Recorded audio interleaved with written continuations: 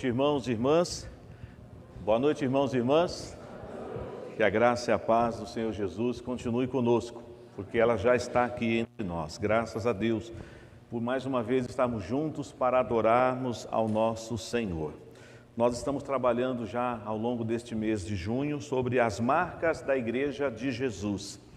Nós já trabalhamos a marca da adoração e na semana passada, por conta do DIP, do Dia da Igreja Perseguida, a nossa ênfase foi sobre o trabalho da proclamação da palavra, ainda mostrando as dificuldades, as lutas que os nossos irmãos sofrem por testemunhar em Jesus, mas nós também somos chamados como igreja para sermos uma igreja proclamadora das insondáveis riquezas de Cristo. Então a igreja adora, a igreja proclama o Senhor a todas as nações.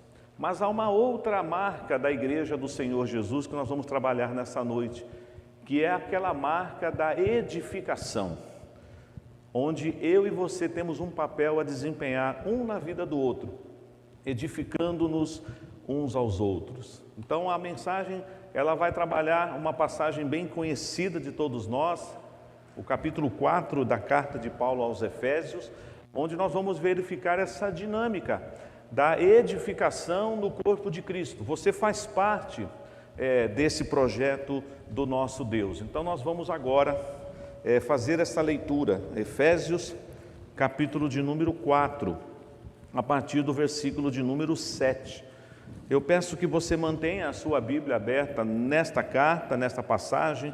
Vamos voltar a alguns capítulos, avançaremos um pouco também, mas é importante que você esteja acompanhando atentamente a exposição da palavra de Deus. Efésios, capítulo 4, a partir do verso de número 7, e leremos até o versículo de número 16.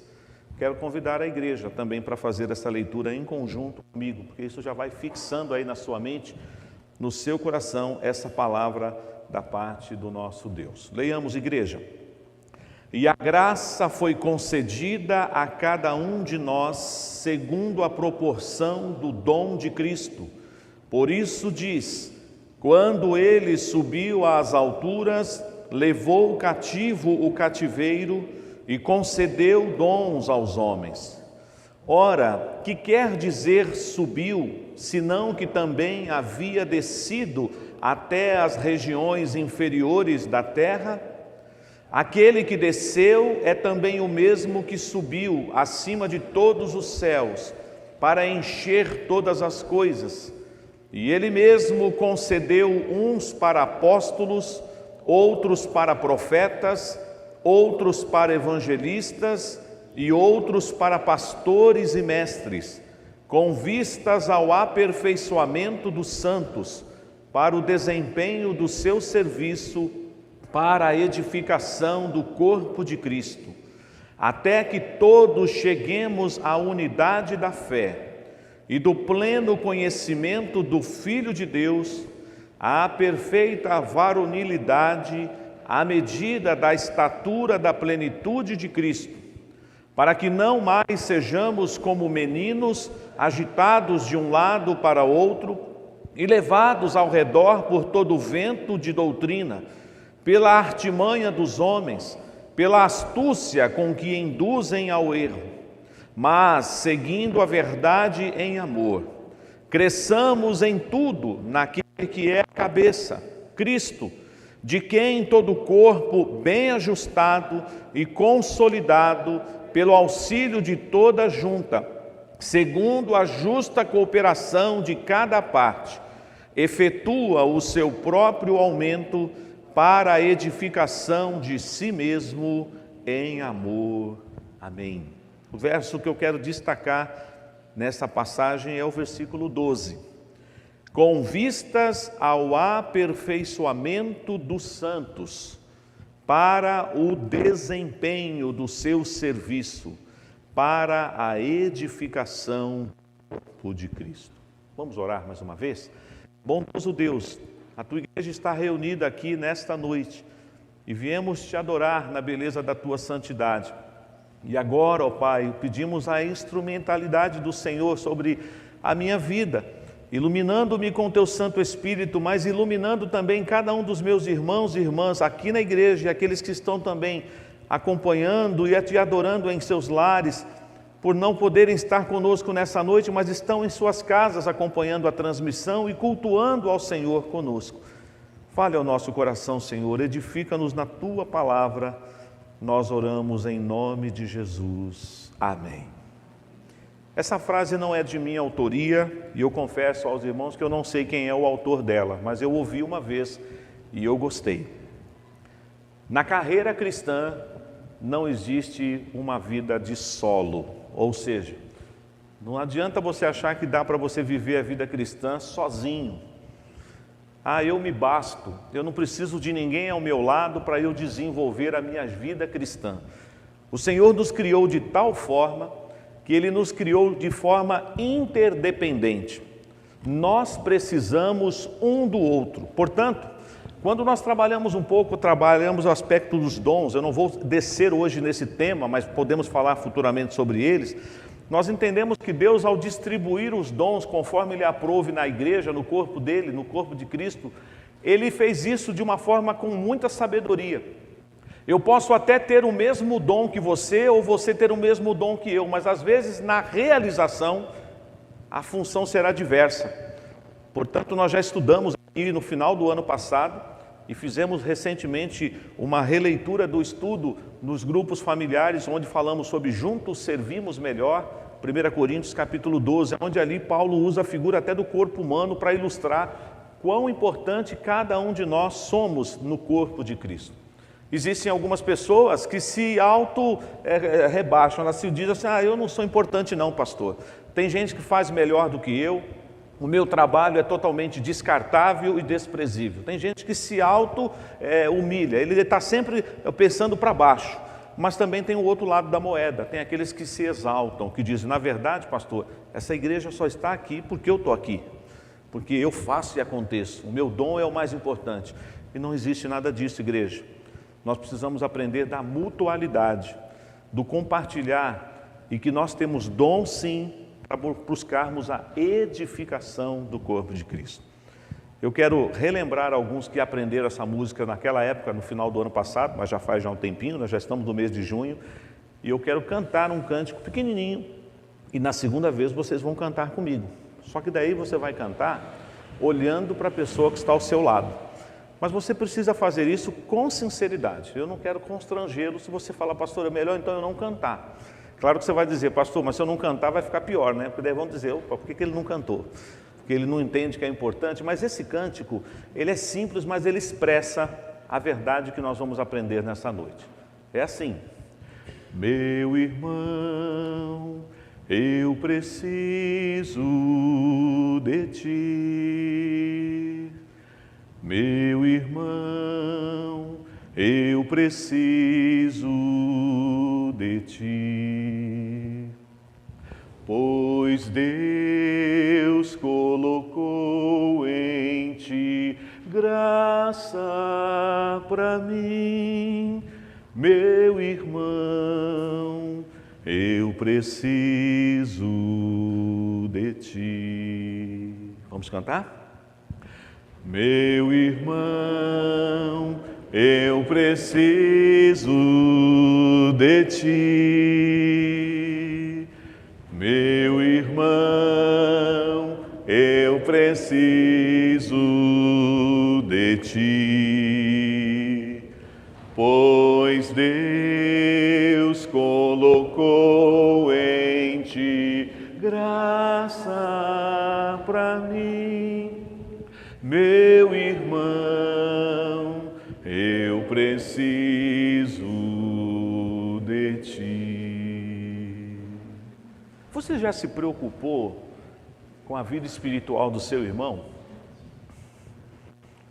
Se ele está crescendo, se ele está desenvolvendo os dons dele, se ele está aperfeiçoando a sua fé na presença do Senhor, ou você diz assim, não, pastor, eu não tenho tempo nem de cuidar da minha vida espiritual, vou ter que cuidar da vida espiritual dos outros agora. Mas quando vivemos como família da fé, como corpo de Cristo, nós precisamos gerar em nós essa interdependência. Nós somos servos uns dos outros. Existe uma variedade de textos na Bíblia, sobretudo aqui no Novo Testamento, da mutualidade dos nossos relacionamentos. Mas eu quero, olhando para essa carta, que é talvez a carta mais eclesiástica de Paulo, a carta aos Efésios, onde ele tem o seu método tradicional de gastar metade da carta fazendo a sistematização, a fundamentação teológica e doutrinária, e depois ele mostra o aspecto prático, e aqui não é diferente. Do capítulo 1 até o capítulo 3 de Efésios, ele vai trabalhar doutrinas elementares da fé cristã, mas voltado para o aspecto da igreja. E do capítulo 4, 5 e 6, ele mostra como eu vivencio isso na prática dessa teologia que eu sustento bíblica. E olha que coisa interessante, olhando comigo agora o capítulo 2 de Efésios, você vai ver uma passagem muito linda e eu quero ler com os irmãos, versículo 14 em diante. Acompanhe, nós vamos ler do 14 ao 19. Ele diz assim: porque Ele é a nossa paz, o qual de ambos fez um, e tendo derribado a parede da separação que estava no meio, a inimizade, aboliu na sua carne a lei dos mandamentos na forma de ordenanças, para que dos dois criasse em si mesmo um novo homem, fazendo a paz, e reconciliassem ambos em um só corpo com Deus, por intermédio da cruz, destruindo por ela a inimizade. E vindo, evangelizou paz a vós outros que estáveis longe, e paz também aos que estavam perto, porque por eles ambos temos acesso ao Pai em um Espírito. Assim, já não sois estrangeiros e peregrinos, mas concidadãos dos santos, e sois da família de Deus. Agora vamos ler o versículo 20, 21 e 22 todos juntos? Edificados sobre o fundamento dos apóstolos e profetas, sendo Ele mesmo Cristo Jesus a pedra angular, no qual todo o edifício bem ajustado cresce para santuário dedicado ao Senhor, no qual também vós juntamente estáis sendo edificados para a habitação de Deus no Espírito. Paulo então estava falando aos nossos irmãos da igreja de Éfeso e a nós nessa noite, que nós não temos mais nenhum impedimento. Aliás, aqui o contexto ainda era o contexto judaico e o contexto gentílico.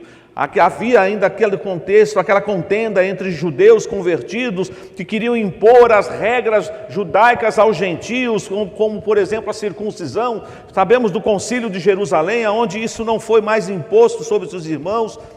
E os gentios que se sentiam meio que excluídos da comunidade cristã, agora eles são unidos, porque em Cristo Jesus não tem grego, não tem gentio, não tem judeu, todos somos um em Cristo Jesus. E eu gosto muito dessa expressão aqui do versículo 14, que ele derrubou a parede da inimizade, a parede que nos separava. E se tem uma coisa que não pode haver entre nós, quando estamos praticando a edificação mútua entre nós, igreja do Senhor Jesus, são as paredes que nós levantamos. Eu já disse isso numa outra ocasião e volto a reiterar: se você perceber na igreja alguém levantando alguma paredinha, dá uma marretada nesse muro aí e derruba, porque Deus não quer que a gente construa muros na igreja. Deus não quer que você edifique um campo de força ao seu redor para você viver isolado. Se você não entendeu isso ainda, meu irmão, minha irmã, você precisa entender: vida cristã não é carreira solo. Vida cristã é viver em família, e viver em família é correr risco. Como assim, pastor? Porque você pode ferir e você pode ser ferido. Você pode uma hora ficar magoado com uma situação, você pode uma hora se alegrar, você pode se entristecer, mas a vida cristã é assim. Nós precisamos crescer no sentido de entender que eu me importo com a vida do meu irmão e eu creio que ele se importa com a minha vida, e nós precisamos desenvolver os dons que ele nos deu. O texto então mostra para nós, aqui a partir do versículo 7, que essa graça do Senhor foi concedida a cada um na proporção do dom de Cristo. Quando o Senhor então, depois de cumprir o seu ministério terreno, depois que ele se esvaziou da sua glória, que ele assumiu a figura de servo, e ele foi obediente até a morte de cruz, e agora ele está exaltado à destra de Deus Pai, a palavra de Deus diz que lá do alto céus, ele distribuiu dons como ele lhe aprouve. Nós não podemos escolher o dom. Você não pode chegar no departamento celestial e falar assim: Senhor, eu vim devolver o meu dom, eu quero outro. Esse aí, eu não apareço, ninguém reconhece o meu trabalho, ninguém fala das minhas habilidades, mas você precisa entender, 2 finalidades para um dom espiritual: glorificar a Deus e promover edificação no corpo de Cristo. Se você não estiver vivendo dessa forma, com os dons e talentos que Deus te deu, alguma coisa está errada. Você precisa glorificar a Deus com o dom que Ele te deu. E a pergunta é: você tem feito isso? A segunda, através dos dons espirituais que você tem, que você recebeu de Deus, você tem promovido edificação na vida das outras pessoas? Você se importa com a saúde espiritual do seu irmão, da sua irmã, ou você está vivendo o adágio popular lá do mundo, cada um para si e Deus para todos? Nós somos interdependentes. E o Senhor, então, na sua bondade, na sua vontade soberana, Ele concede dons à igreja. Temos outras passagens, nós já lemos nessa noite, e eu sempre falo que a importância da liturgia para preparando o seu coração. Os textos não são escolhidos aleatoriamente. Não há uma desconexão. Por que eu li Hebreus capítulo 10? Por que depois nós lemos Romanos capítulo 12? Hebreus capítulo 10, verso 19, deixou bem claro para nós que não há mais nada que nos impeça de entrar na presença do Pai. O véu se rasgou de alto a baixo, nós temos intrepidez para entrar no Santo dos Santos, pelo novo e vivo caminho. Você tem que entrar com sinceridade, você tem que entender que você está na presença de Deus. E o capítulo 12 de Romanos, sobretudo ali a partir do verso 3, fala que no exercício dos dons, você tem que agir com humildade, considerando o seu irmão superior a você. Não pense de si mesmo além do que convém, haja com muita moderação. Mas aí vem ali uma lista linda do que eu tenho que praticar, dessa mutualidade da edificação do corpo de Cristo. Amar, considerar o irmão, se alegrar, chorar, não pagar na mesma moeda. E aí você vai entendendo como eu tenho sim que desempenhar um papel importante como igreja. Então, uma igreja que adora, uma igreja que proclama, é uma igreja também que se preocupa com a edificação um do outro. Nós não podemos agir com egoísmo, irmãos. Como se você dissesse assim: bom, vou à igreja, cultuei ao meu Deus, acabou o culto, vou embora, semana que vem eu volto. E às vezes nem uma boa noite você dá para o seu irmão, para a sua irmã. Nós vamos para a glória, para a eternidade, nós vamos viver juntos. Lá não vai ter um quartinho para você viver isolado, onde você vai falar assim: Senhor Jesus, eu sei que eu estou aqui na eternidade contigo, mas eu não gosto de me relacionar com pessoas. Eu sou muito reservado, eu sou muito reservada. Volto a reiterar, fazer parte do povo de Deus é correr riscos. Eu corro risco todo dia, de ferir e de ser ferido. Mas eu prefiro correr esse risco, porque quando eu corro esse risco, eu me relaciono com os meus irmãos, eu aprendo a amar, eu sou amado, eu recebo carinho, eu posso dar carinho. Às vezes eu posso ferir e às vezes eu posso ser ferido também. Mas a dinâmica da igreja é esta, um edificando a vida do outro. Agora que coisa interessante aqui, verso 11 diz que ele concedeu dons, e ele constituiu alguns, e ele vai falar uma classe aqui, de algumas pessoas importantes, e agora preste atenção nisso, porque a liderança da igreja, principalmente aqui presente nessa noite, deve estar atenta à nossa responsabilidade para com o rebanho de Jesus. Ele diz aí, ele mesmo concedeu uns para apóstolos. Isso já aconteceu. Não temos mais apóstolos hoje.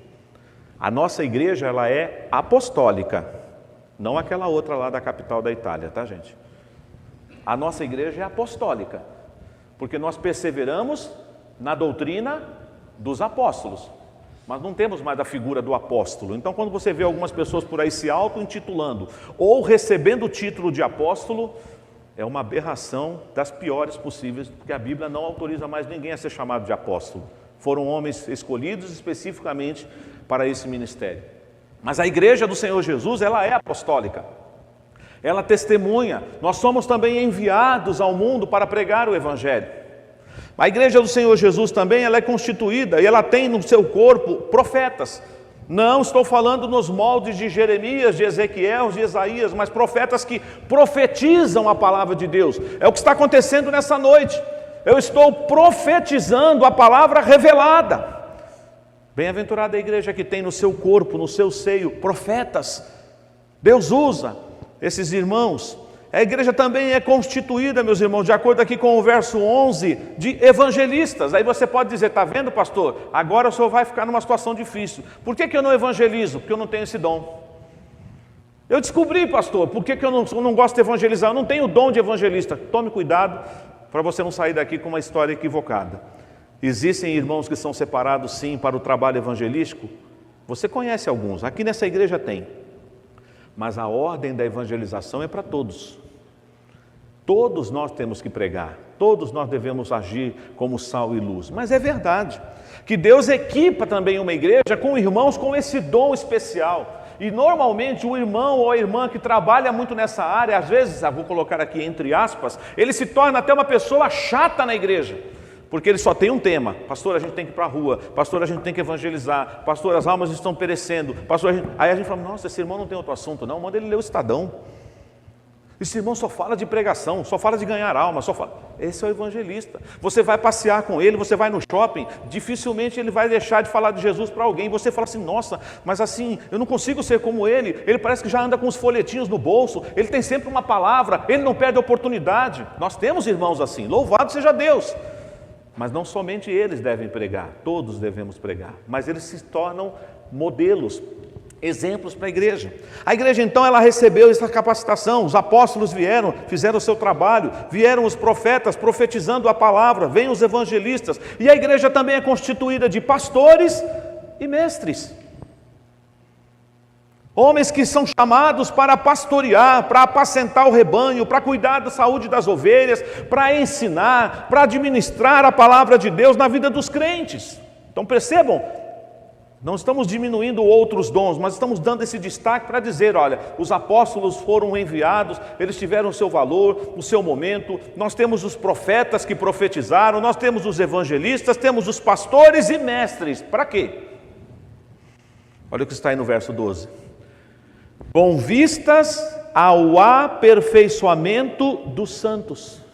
Esses irmãos que recebem esses dons, eles têm um ministério especial, talvez assim, no sentido de se destacarem sobre os demais, não que os outros dons sejam dons inferiores, não existe isso, porque todos os dons vêm de Deus, toda a boa dádiva vem dos céus, do nosso Pai das luzes, o Espírito Santo é o mesmo, Ele que capacita, Ele que derrama o Espírito Santo e os seus dons sobre a igreja.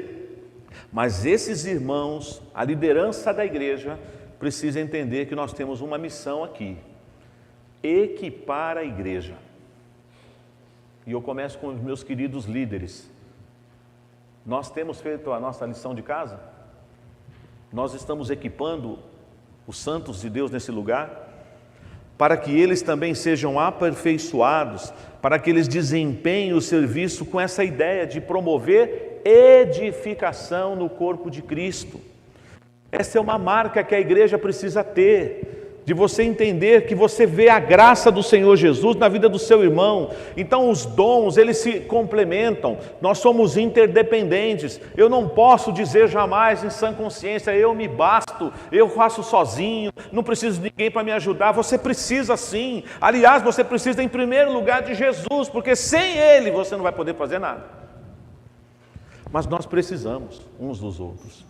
Nós precisamos entender isso, dessa dinâmica da edificação. É claro que a palavra edificar, ela nos leva a pensar em construção, em edifício, em alicerce. Nós fomos edificados, o Senhor Jesus declara isso lá em Mateus 16. Eu edificarei a minha igreja. A igreja tem dono, Ele tem edificado a sua igreja. Ele usou os apóstolos. Ele quando falou lá, tu és Pedro e sobre essa pedra edificarei a minha igreja, alguns interpretaram errado, o constituíram até papa. Ele nunca foi papa, ele era apóstolo, pescador de homens, se tornou pescador de vidas. Pescador de peixe, melhor dizendo, se tornou pescadores de vidas, de homens. Mas a papa ele nunca foi. Mas disseram que ele era papa, por causa daquela frase deturpada do Evangelho. Mas Jesus declarou, eu estou edificando a minha igreja. A igreja do Senhor Jesus está edificada, como lemos há pouco, sobre o fundamento dos apóstolos. Mas a edificação também da igreja constitui de uma igreja que demora-se, que estuda e é edificada aqui, na palavra. No ensino da palavra. Por isso é tão importante a área do ensino na igreja. O púlpito é um dos meios que a igreja aprende. Através do púlpito, o pastor, os pregadores que passam por aqui ministram, ensinam, mas temos também outros momentos. Temos a escola bíblica dominical, temos os grupos familiares, temos os discipulados, os aconselhamentos. Por isso, irmãos, nós precisamos desenvolver entre nós essa ambiência, esse contexto em que você vai compartilhando a palavra de Deus um com o outro. Já falei isso numa outra ocasião, quando estávamos expondo aqui a palavra de Deus e fiz aquele exercício com vocês do Salmo 119, lembram? Que eu pedi que durante a semana vocês compartilhassem algum versículo do Salmo 119. Eu sei que talvez você diga assim, pastor, aquela semana foi bom, eu recebi muitos versículos, eu enviei outros, por que nós não podemos compartilhar isso mais? Por que você não pode, de repente, talvez você diga, pastor, mas pode fazer isso? Pode.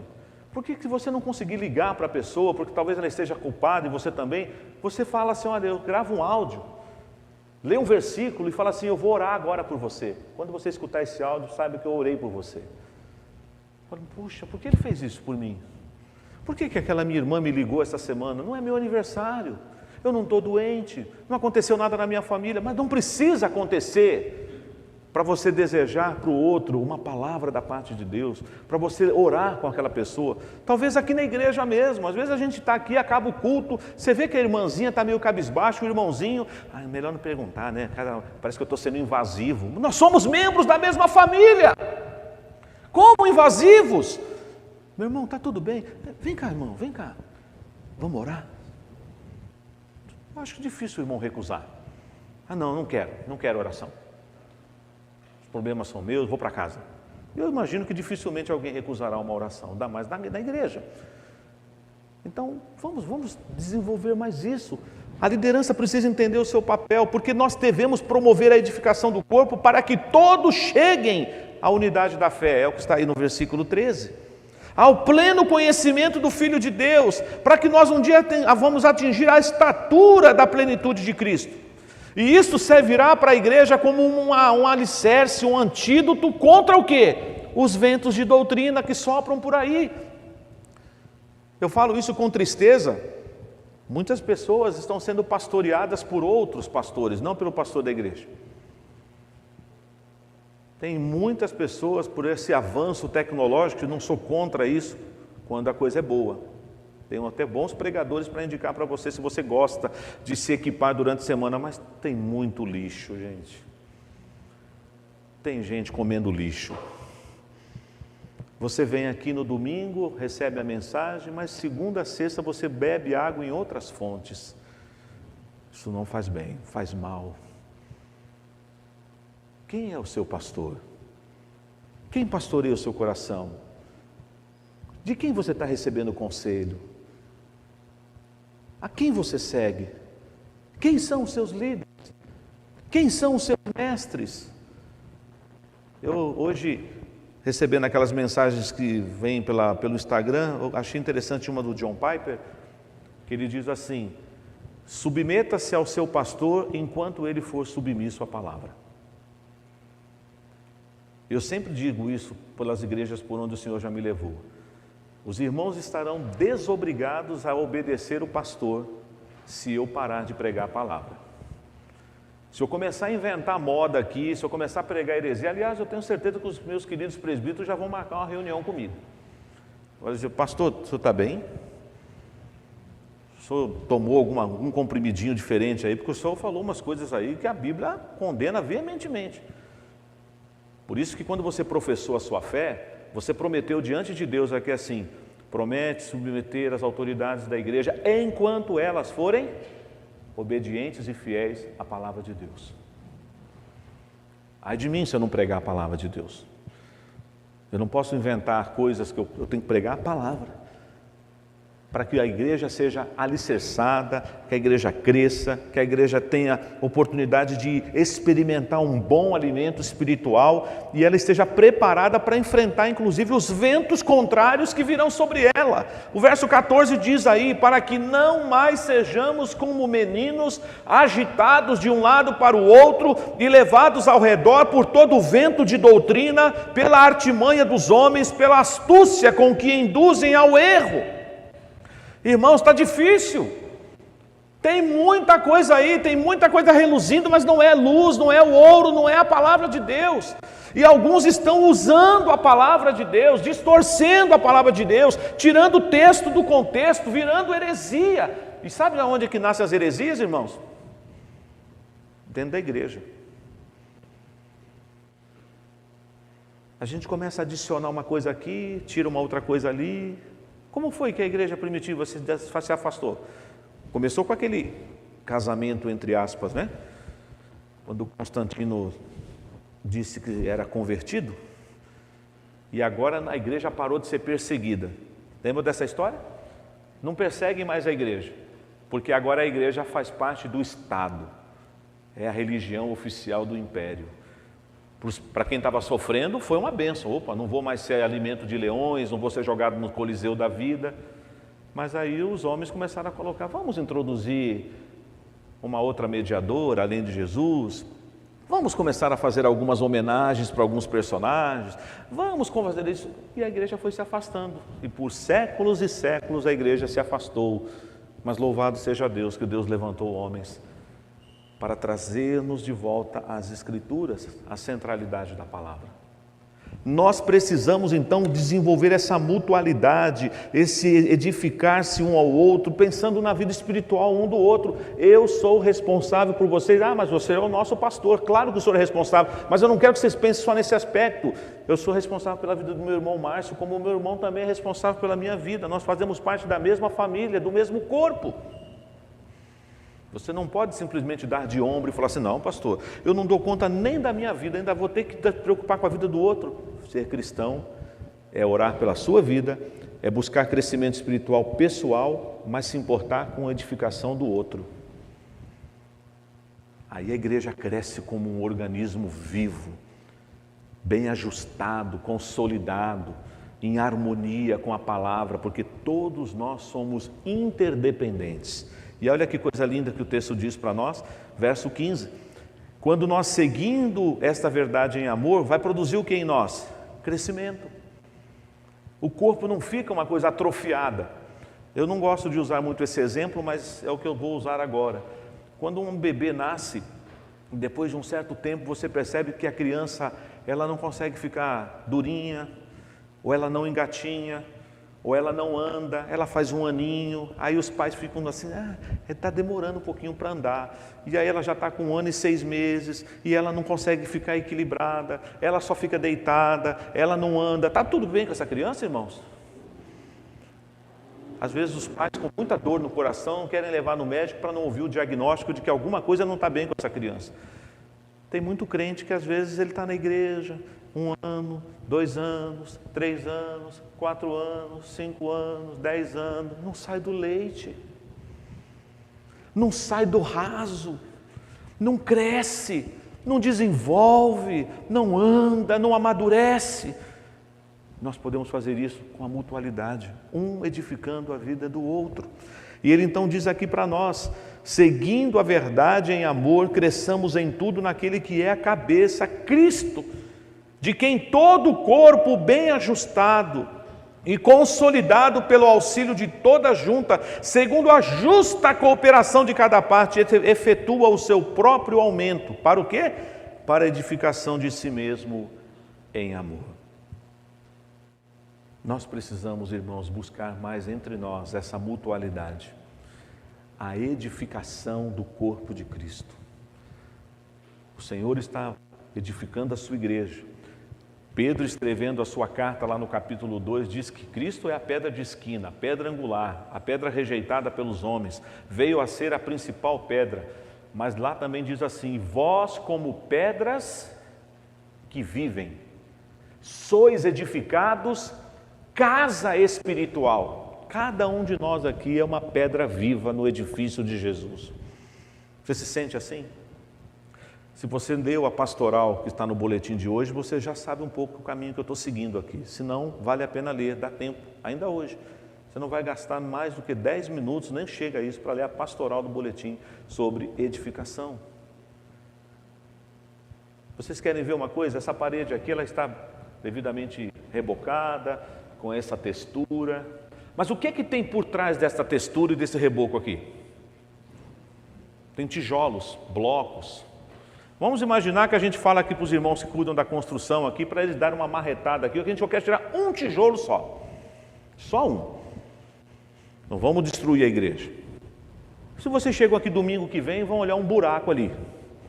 Então uma coisa errada aconteceu, vão instalar, ou vai ter outro ar-condicionado, o que é isso? Por que fizeram essa abertura aqui? Não, a gente só quis tirar um tijolo. A gente deu na cabeça de tirar um tijolo dali. Não vai ficar esquisito? Por isso, meu irmão, não se exclua do corpo de Cristo. Não se exclua da casa de Deus. Não diga para você mesmo que você não é importante aqui, porque você é em Cristo Jesus importante. Mas também não ache que você é o tijolo mais importante da parede. Você não é o tijolo mais importante. Você só vai ser uma parede linda e formada assim quando um tijolo é colocado do lado do outro, em cima do outro, e tem a argamassa que liga um no outro, e aí o edifício cresce. E a igreja é edificada. Eu quero ler com vocês, caminhando já para o final, uma relação que Paulo também fala aqui para Éfeso, que um irmão e uma irmã que está preocupado com a vida espiritual do outro, ele vai se policiar em muitas áreas da vida dele. Isso aqui, meus irmãos, é mutualidade, é edificação um na vida do outro. Vamos ver aí em Efésios capítulo 4, do versículo 25 em diante. Olha só o que a palavra de Deus nos diz aqui. E eu quero também que a igreja leia comigo esses versos. Nós vamos ler até o capítulo 5, o versículo 2. Então nós vamos começar aí no verso 25 de Efésios 4 e vamos até o 5, o versículo 2. Vamos ler, igreja? Por isso, deixando a mentira, fale cada um a verdade com o seu próximo, porque somos membros uns dos outros. Irai-vos e não pequeis. Não se ponha o sol sobre a vossa ira, nem deis lugar ao diabo. Aquele que furtava, não furte mais, antes trabalhe, fazendo com as próprias mãos o que é bom, para que tenha com que acudir ao necessitado. Não saia da vossa boca nenhuma palavra torpe, e sim unicamente a que for boa para a edificação, conforme a necessidade, e assim transmita a graça aos que o ouvem. E não entristeçais o Espírito de Deus, no qual fostes selados para o dia da redenção. Longe de vós toda amargura, e cólera, e ira, e gritaria, e blasfêmias, e bem assim toda malícia. Antes, sede uns para com os outros benignos, compassivos, perdoando-vos uns aos outros, como também Deus em Cristo vos perdoou. Sede, pois, imitadores de Deus como filhos amados, e andai em amor, como também Cristo nos amou, e se entregou a si mesmo por nós, como oferta e sacrifício a Deus em aroma suave. Se eu praticar isso aqui, pensando no meu irmão, na minha irmã, sabe que coisa linda vai acontecer? Edificação no corpo de Cristo.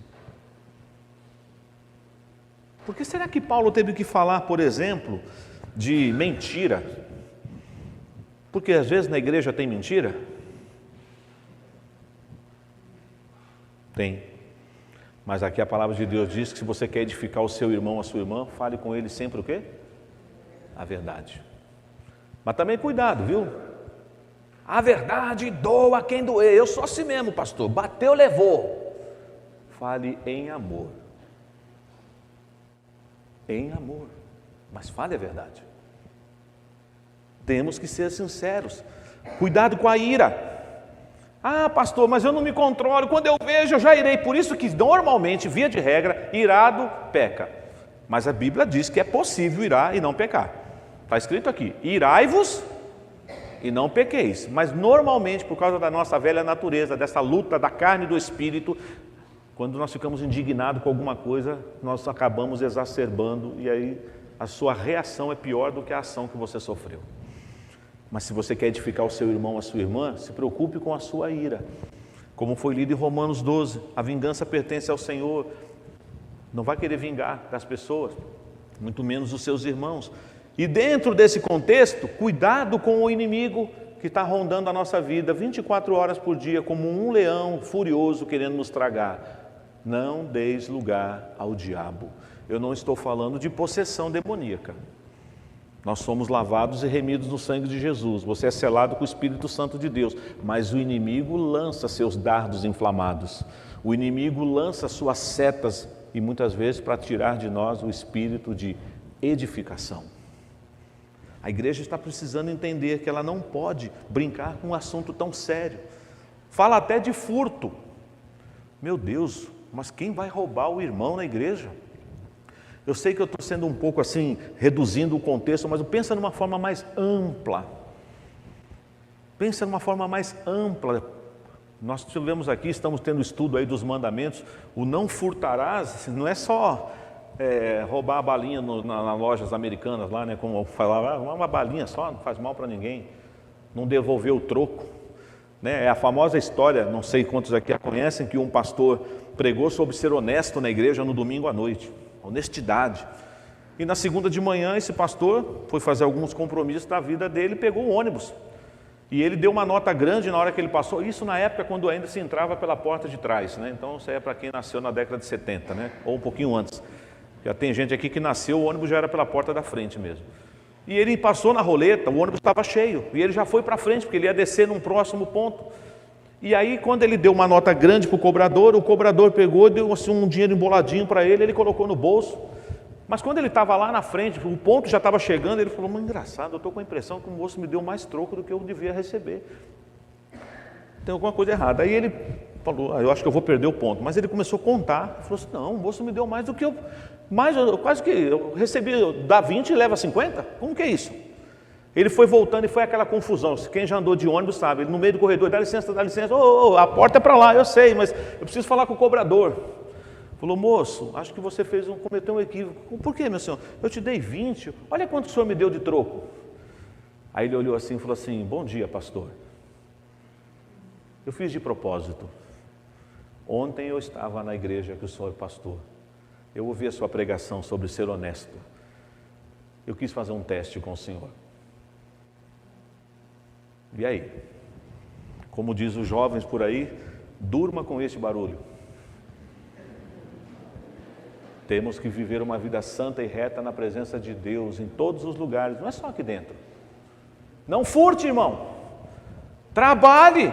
E Paulo é tão radical nesse aspecto que ele teve que exortar uma classe de irmãos lá da igreja dos Tessalonicenses, dizendo assim, quem não quer trabalhar, não coma. Conhece crente que fica um na casa do outro? O que tem vocês para comer aí hoje? Já vai abrindo as panelas e vai comer. Vai trabalhar, meu irmão. Vai ter caneta na feira. Tem gente que se acomoda, como a minha mãe no mineirês dela falava, não seja crente suga-suga. Se você for tomar um café na casa de alguém, pelo menos um pãozinho você pode levar, para você compartilhar. Tem gente que só quer receber. Isso não é edificação. Edificação é troca. Edificação é mutualidade, é interdependência. É interessante que você vai vendo que uma coisa vai puxando a outra, e aí fala da linguagem. Eu não posso ter um linguajar baixo, e essa palavra torpe aqui, no original, não é só palavrão, é pior do que isso. Pensa naquele cheiro do cherume, do lixão, é isso. Não tem nada que você ponha na boca que vai eliminar o mau hálito, sai palavra podre dos lábios, mas diz que a nossa palavra tem que promover edificação. As pessoas precisam sentir a presença de Jesus quando a gente fala, aí você precisa falar, as pessoas por aí estão sentindo a presença de Jesus quando você fala?